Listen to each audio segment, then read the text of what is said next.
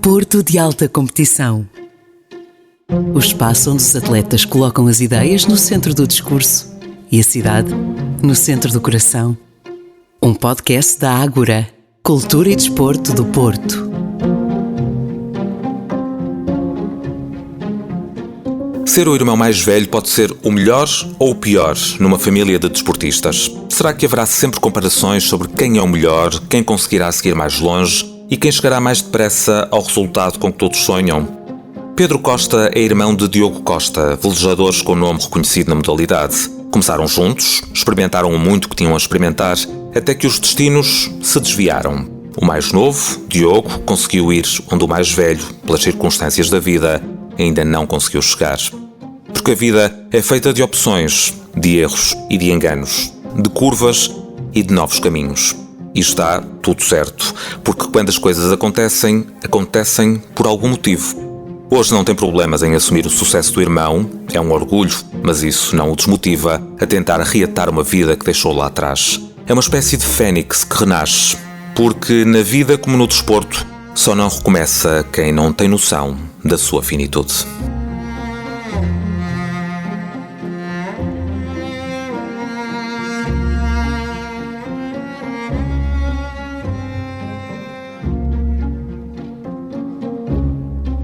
Podíamos falar sobre o mar, e vamos falar sobre o mar, até porque nesta edição vai-se falar muito de mar, vai-se falar de vela, vai-se falar de competição, mas antes, Pedro, dizer-te que a tua cara não me é estranha.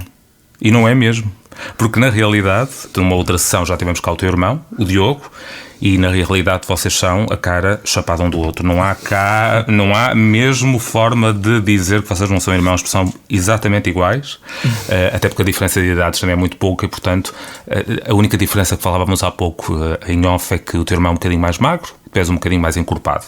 Sim. E tu és mais velho e ele é mais novo, mas de resto há aqui muitas coisas em comum, nomeadamente a questão da vela e a questão de terem feito caminhos paralelos, mas que agora se desviaram para outras competições. Antes de mais, bem-vindo. Obrigado. E obrigado por estares connosco aqui nesta sessão onde damos voz também a atletas de alta competição que são apoiados pela cidade que os viu nascer e que os acompanha também nestas modalidades.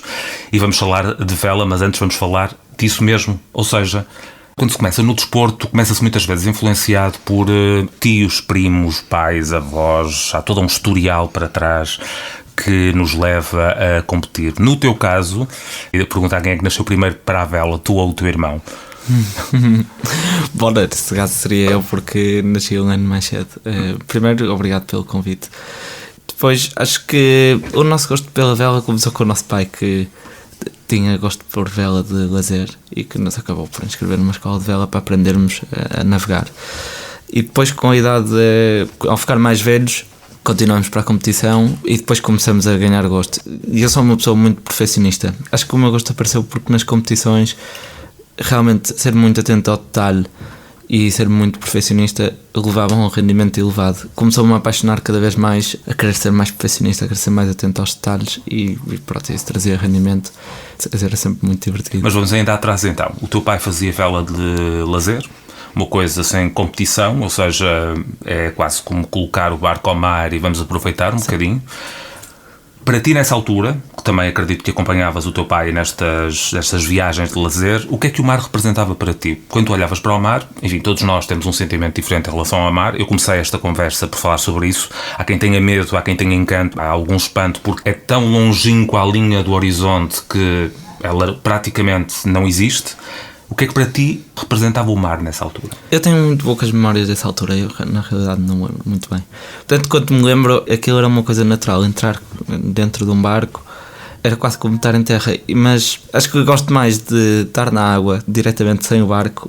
Eu gosto muito de esportes aquáticos, de tipo wakeboard, essas coisas todas em que se cai e cai-se na água. Sabe muito bem, a água salgada, faz muito bem à cabeça. As fazes também?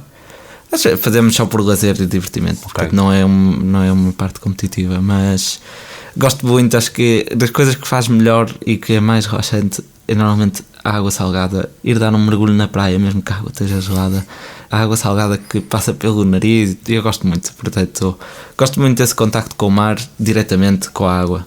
A parte do barco a flutuar, na realidade é bastante natural. Não sinto grande coisa com o barco a flutuar, mas estar na água mesmo é o que mais gosto. Passa-se do lazer então para o desporto enquanto elemento mais a sério. Ou seja, há essa inscrição por parte do teu pai nessa escola? Sim. E foi em simultâneo com o teu irmão ou começaste tu primeiro? Sim, e com a nossa irmã também. Ok, os três. Começaram então os três. Como é que foram esses primeiros tempos? Ainda te lembras? Sim, acho que a coisa que mais me lembro é do frio. Okay. O frio era horrível. Os treinadores eram exigentes. Depois o nosso clube de vela não tinha uma rampa, tinha uma escada. E portanto nós tínhamos que descer os barcos com a escada. Então aquilo, quando estava a maré vaza, era os 4 metros. E acho que as memórias todas têm é descer a escada com as mãos a doer, porque estávamos a descer o barco à mão. Depois para outro lado tirávamos o barco à água, depois virávamos. O frio era... No inverno nós não tínhamos fatos adequados e os treinadores queriam sempre puxar mais pela coisa, e portanto saíamos do inverno e a maior memória que tenho é o frio e o peso do barco. Sim, o peso do barco a descer a escada. Estamos a falar de barcos que são muito pesados. Não, mas nós é que éramos muito pequenos. Vocês é que eram muito pequenos. Nós começamos com 6 anos, depois pegávamos num barco que tinha, eu acho que deve ter 20 kg ou 30 kg. Pegávamos a 4, portanto, só que as bordas eram muito finas, aquilo não era como uma borda de uma mesa, era uma borda de 1 milímetro e era preciso pôr lá a mão e aquilo cortava a mão toda, era um sentimento.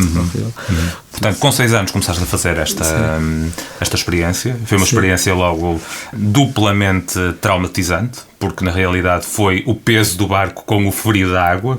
Tinha que haver alguma coisa de boa, senão não tinha continuado. Não, por isso mesmo é que vou perguntar o que é que ficou de bom então desse tempo para teres continuado, ou seja, qual foi a tua sensação nesta relação com o desporto e os teus irmãos?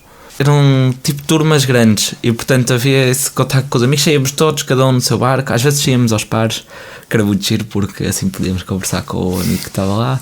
Nós éramos um bocado terroristas, fazíamos tipo carrinhos de choque com o barco, que eu acho que assim também deve ser quando se é jovem, não tem nada de competitivo. E portanto saíamos todos, fazíamos carrinhos de choque, depois o treinador tentava montar um percurso, mas depois nós nunca cumpríamos nada. Se ele ouvir isto vai saber. Depois nós estávamos mais interessados na brincadeira, atirávamos água uns aos outros, depois íamos a nadar, virávamos o barco do outro. Era giro por causa disso. Mas essa característica da animação, ela faz parte de um processo evolutivo, ou seja, tu começas assim porque tens 6, 7 anos, mas há depois aqui um momento em que se calhar alguns desses miúdos dessa turma desistem e vão para outro desporto, mas tu continuas. Qual é que é esse momento em que se torna mais sério e percebes que afinal isto pode ser algo mais? Portanto, isso aqui, a vela começa-se num barco pequenino que se chama Optimist, aos 6 anos, e que se vai até aos 15 anos. E depois a competição começa, deve ser aos 12, 13 anos que começa a competição. E aí eu nem sequer era dos melhores, porque eu era um bocadinho pesado. E o Optimist tinha essa desvantagem que, sendo pesado, era muito difícil ser bom. Havia quem fosse, mas eu não era um deles.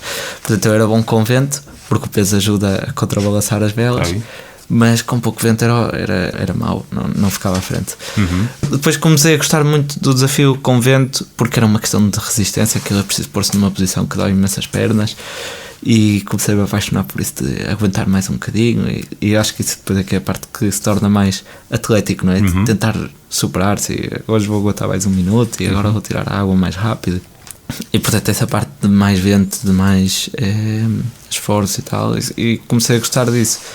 Depois, mas isso é curioso tu falares, se calhar, eu ia se calhar parar aqui, até porque é curioso tu dizeres-me que quanto mais pesado se é, mais se joga com o vento. Alguém que é mais leve tem mais dificuldade do que alguém que é mais pesado em dominar o vento, é isso?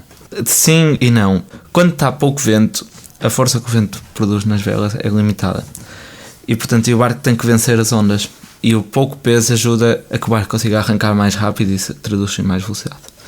Quando está mais vento, a força do vento nas velas é ilimitada, porque está muito vento. Se tiver um dia de tempestade, até é preciso soltar as velas para não fazerem tanta força. Então aí o peso, quanto mais peso pudermos a contrabalançar essa força, mais podemos usar a força do vento para ir para a frente e ter mais velocidade.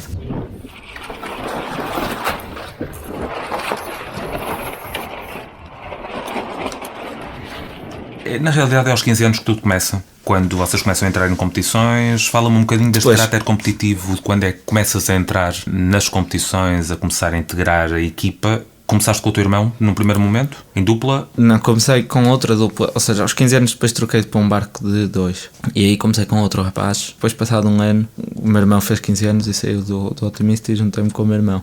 Foi quando começamos a ser mais competitivos. Portanto, no início não treinávamos muito, mas depois no ano seguinte tínhamos um treinador e fazíamos treinos à semana. Nós não tínhamos os dois, não tínhamos aulas à quarta-feira à tarde e portanto tínhamos treinar à quarta-feira à tarde.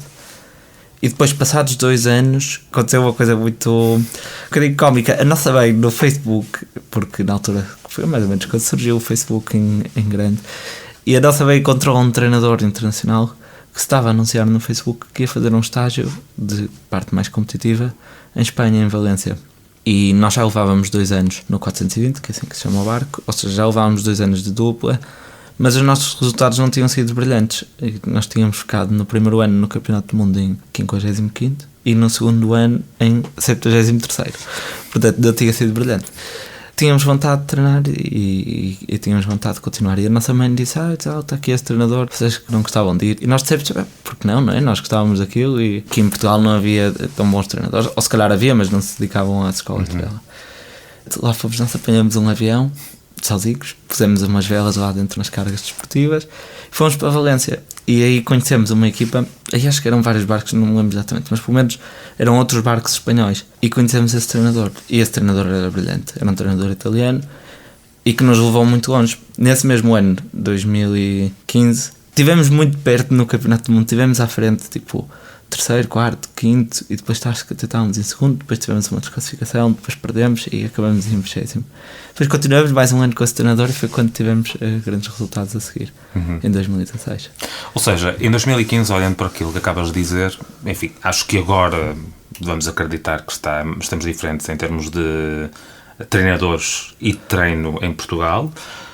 Mas tu tiveste que sair de Portugal, tu e o teu irmão, para aprimorar aqui uma série de técnicas. Eu acho que não é que em Portugal os treinadores fossem maus. Nós tínhamos um treinador daqui, o local, que era muito bom e continua a ser treinador. A única coisa que o outro treinador estava mais nas últimas tendências e nas últimas técnicas a nível internacional. E o mar Mediterrâneo sempre é melhor do que o Oceano Atlântico, não é? Mais não seja pela temperatura da água, não é? Sim, isso era bom. Foi o primeiro sítio que navegamos com água quente e nós estávamos encantados, não é? Claro. Vinha porque todas as memórias que temos aqui do Porto vem a onda, as ondas batem no barco e depois vem-nos para a cara, para os braços, para todo lado. E é sempre um frio que se desvia-se e fica a olhar para trás para não ter que levar com a água fria na cara. E lá no Mediterrâneo sabe bem, não é? Vem a água quente, você fica ali, é muito giro. Essa parte é gira. Depois no fim do treino dá-se um mergulho, faz-se treinar de calções de banho. Aqui é preciso usar fato todos os dias. Mas ainda falando desse tempo em que estiveste em Valência, também foi importante encontrares uma equipa totalmente diferente, com pessoas totalmente diferentes, que se calhar olhavam a vela de outra forma, com um treinador, como tu dizes, que tinha uma técnica também diferente. E aqui é que tu achas que foi um ponto de viragem da vossa carreira? Sim, há uma coisa muito importante. Nós éramos bons, ou seja, eu acho que nós éramos bons no panorama nacional. Mas os espanhóis eram completamente diferentes de nós, no sentido que para os espanhóis ser bons era ser campeão do mundo. E o objetivo deles não era outro sem serem campeões do mundo. Ou seja, eles trabalhavam para ganhar um campeonato do mundo. E nós trabalhávamos para ser bons aqui, na nossa rua, não é? Acho que essa foi a principal diferença. Quando percebemos que podíamos chegar mais longe do que o que imaginávamos e que junto àquelas pessoas, se calhar podíamos chegar muito longe. E aí acho que foi quando começou a crescer o nosso entusiasmo e a nossa ambição também cresceu muito e depois resultou. Good morning everyone, once again thank you all for joining us here. Big celebrations yesterday, Luís. Everybody was so happy and for everything that happened with the Costa brothers. Diogo and Pedro, what an amazing achievement. O que é que mudou no treino em conjunto? Antigamente não faziam e a partir desse momento começou a acontecer. Mais disciplina, mais rigor, mais... Sim, eu acho que de forma geral é uma atitude que depois leva a uma série de decisões que depois são ligadas com a disciplina, com o esforço com o método, com a consistência, que é uma coisa muito difícil de conseguir, porque há dias que realmente não há vontade nenhuma de fornecer tanto trabalho, e quando se vê um objetivo mais longínquo e se percebe que há uma distância e que é preciso ser consistente até lá para conseguir, e quando se decide ter essa atitude, eu acho que aí é quando muda. Na realidade, em cada dia não muda grande coisa. O que realmente muda é ir treinar um dia que não apetece e continuar a esforçar-se, não arranjar uma desculpa para hoje não me apetecer, ou não arranjar uma desculpa para estar mal disposto, ou esforçar-se tudo o que se pode em cada dia, e eu acho que essa atitude é que leva a que depois se consiga... Mas é uma atitude pessoal, sim, interna, uma atitude mental também, tens que mudar. Sim, acho que isso foi o que o Diogo Barros mais nos ensinou. Para além das coisas da união de equipa, que isso também precisávamos. Falaste aí do Campeonato da Europa nessa primeira, e depois a partir daí houve uma série de outras competições. Vocês começaram a encarar isto de outra forma mais profissional, e a partir daí chegaram as competições todas. Sim, depois tivemos um momento muito mau nas nossas carreiras, relacionado com namoradas e... Ok. Ou seja, passamos os dois por um momento mau à volta de 2018. Já estávamos na equipa olímpica e depois até acabamos por sair. Depois fizemos um investimento pessoal muito grande. Ou seja, queres dizer com isso que as namoradas são um empecilho nisto tudo? Sim. Eram, não eram? Sim. E... Não entendiam porque a falta de tempo para... Sim, as namoradas obviamente queriam o namorar tempo todo. Sim. E depois estas coisas é preciso treinar fora. E isso tornava-se muito complicado. E depois, se a namorada quer demasiada atenção, depois é preciso estar agarrado ao telefone o tempo todo. Depois o treinador que quer que eu trate do barco e a namorada quer que eu fale ao telefone. E acho que tiveram que fazer uma escolha. Acho que por inexperiência no início deixamos-nos levar completamente por achar que não precisávamos de nos concentrar tanto e que dava. E depois percebemos que no mundo das classes olímpicas, se não fosse uma coisa extremamente profissional e com uma dedicação a 100%, que não íamos conseguir, por muito que tivéssemos talento, porque nessa altura tínhamos algum talento e era isso, mas não tínhamos assim tanto trabalho. E depois em 2018 foi quando tivemos uma baixa de rendimento enorme e saímos da equipa olímpica. E depois aí a coisa teve bastante negra, acho que foi a altura mais negra da nossa equipa, minha e do meu irmão. Precisamos de acompanhamento e tudo, de acompanhamento de psicóloga desportiva e tal. Também foi iniciado pelo Diogo Barros, que nos aconselhou assim. E nós, obviamente, confiamos. E depois, claro, conseguimos resolver os problemas que tínhamos e voltamos a dedicar-nos. Ou seja, entre 2018 e o inverno de 2019 foi a parte mais negra. E em 2019 voltamos a recentrar-nos e a recomeçar o trabalho. Depois, em 2019, conhecemos uma equipa espanhola que depois nos acompanhou até ao fim e que fomos parceiros de treino. E esses espanhóis eram ótimos. Estamos a treinar com eles intensivamente e melhoramos muito.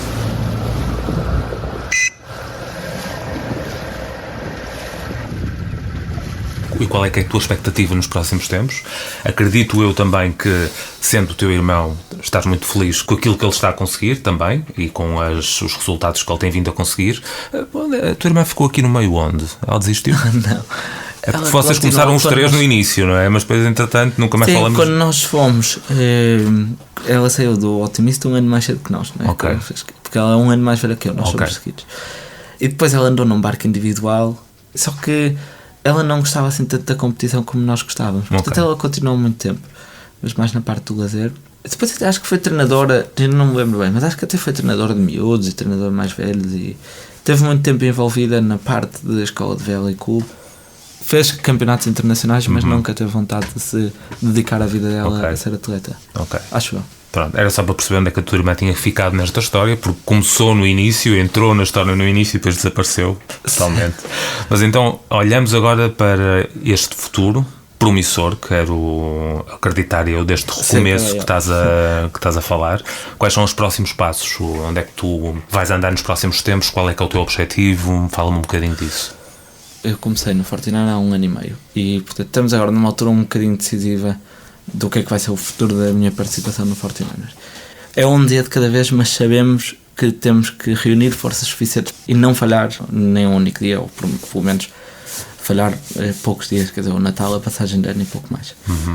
é um dia de cada vez, mas é preciso olhar para o futuro e saber que vou ter que conseguir aguentar até ali ao fim da corrida.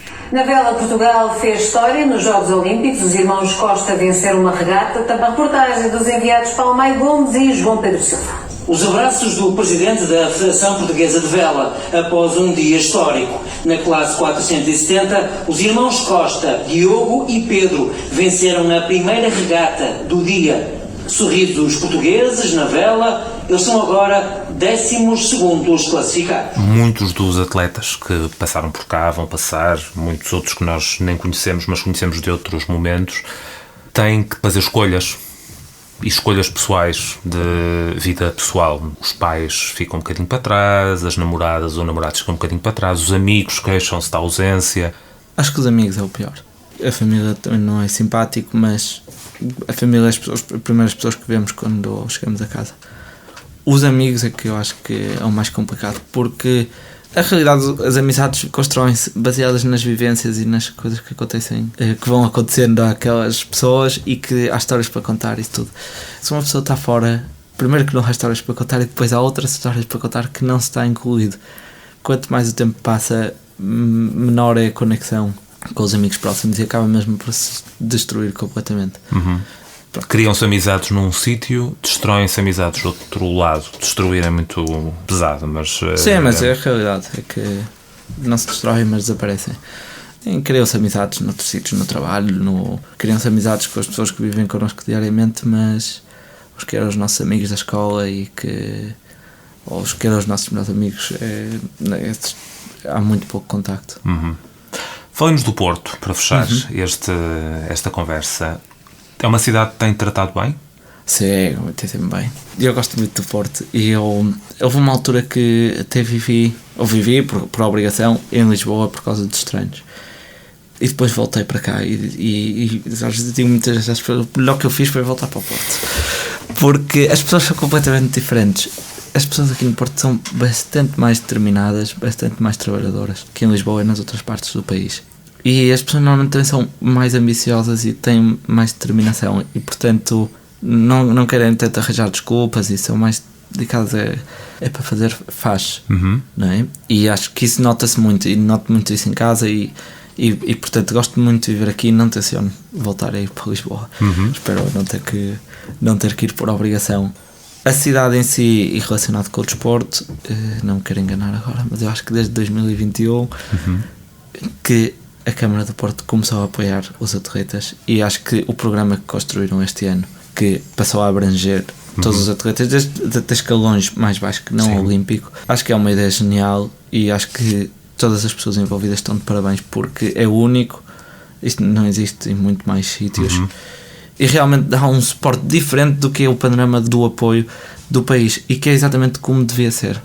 Porque o que acontece em Portugal quando as pessoas conseguem resultados, dá-se o apoio. Mas quando as pessoas normalmente conseguem resultados, o investimento já foi feito antes. E portanto, tudo bem, ok, obrigado, deram apoio, agora vou poder continuar. Mas o grande investimento, o grande sacrifício, normalmente está feito para conseguir esse primeiro resultado. E o que faz a Câmara do Porto é apoiar os atletas, obviamente com valores diferentes, mas desde o seu mais início, desde as partes quase sim, não precisas de comprovar que já ganhaste, não é? Exatamente, ou seja, os atletas são apoiados em função do seu programa, não dos seus resultados, e acho que isso faz toda a diferença. Portanto, um atleta que se proponha, que tenha um bom programa e que consiga provar que isso vai trazer frutos no desporto, pode ser apoiado. E acho que isso é brilhante e é único, e acho que marca toda a diferença, e eu espero que é a realidade hoje em dia, que na equipa olímpica, na última de Tóquio, que eram 92 pessoas, havia 3 pessoas do Porto. Espero que isso consiga. Paris 2024 vai ter mais. No futuro. Vamos acreditar que vai ter mais. Sim, eu acredito. O desporto é uma coisa que leva tempo e é preciso passar de umas pessoas para as outras e não é assim tão imediato. Portanto, os apoios têm que ser consistentes e têm que esperar o tempo certo para se traduzirem em resultados concretos.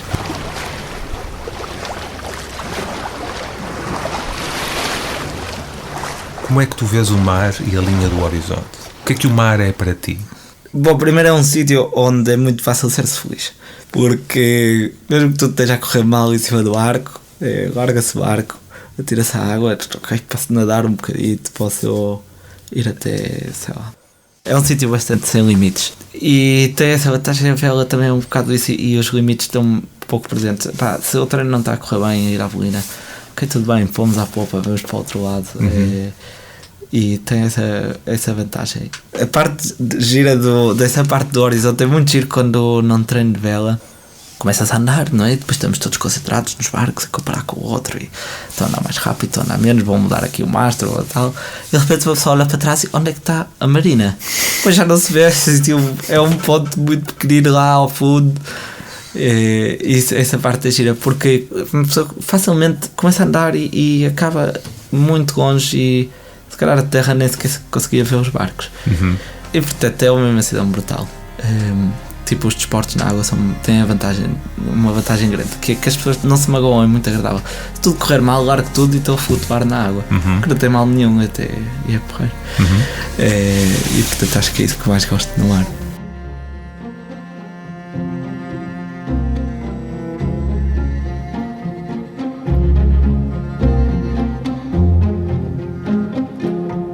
Porto de Alta Competição, um podcast da Ágora, Cultura e Desporto do Porto.